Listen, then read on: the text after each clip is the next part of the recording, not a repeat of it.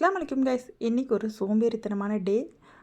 இன்றைக்கி வந்து குழம்பு வைக்கிற ஐடியாவே இல்லை. என்றைக்காவது ஒரு நாள் நமக்கு இப்படி தோணும் இல்லையா, என்னடா சமைச்சிக்கிட்டே இருக்கிறதா அப்படின்னு சொல்லிட்டு. ஸோ அப்படி தான் இன்றைக்கி எனக்குமே தோணிருச்சு. அதுக்காக வீட்டில் இருக்கிற கொஞ்சமாக முருங்கைக்காய் இருந்துச்சு, அதை வச்சு சிம்பிளாக முருங்கைக்காய் கறி செஞ்சிடலாம் அப்படின்னு சொல்லிட்டு தான் கிச்சனுக்கு வந்திருக்கேன். இதுக்கு வந்து முருங்கைக்காய் ஃபஸ்ட்டு வெட்டி வச்சுட்டு, அது கூடவே தாளிப்புக்கு வெங்காயம் கருவேப்பிலையும் எடுத்து வச்சுட்டு, ஒரு 3 தக்காளி சேர்த்துட்டு, கொஞ்சமாக உப்பு, குழம்பு மிளகாய்த்தூள் சேர்த்து மிக்ஸி ஜாரில் ஃபைன் பேஸ்ட்டாக அரைச்சி எடுத்துக்கலாம்.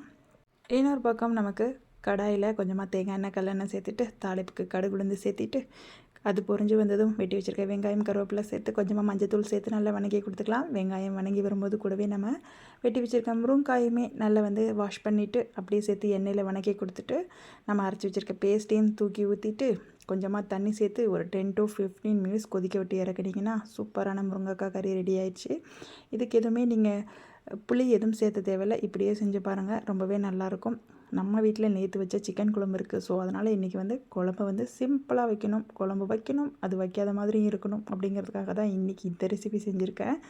உங்களுக்கும் என்ன மாதிரி தோணும் இல்லையா, இன்றைக்கி என்னடா சமைக்கிறது அப்படின்னு தோன்ற நேரத்தில் இந்த சிம்பிளான முருங்கைக்காய் கறியை செஞ்சுருங்க. அண்ட் உங்களுக்கு இந்த மாதிரி எப்போல்லாம் தோணும் அப்படிங்கிறத மறக்காமல் கமெண்ட்ஸில் ஷேர் பண்ணுங்கள். பை.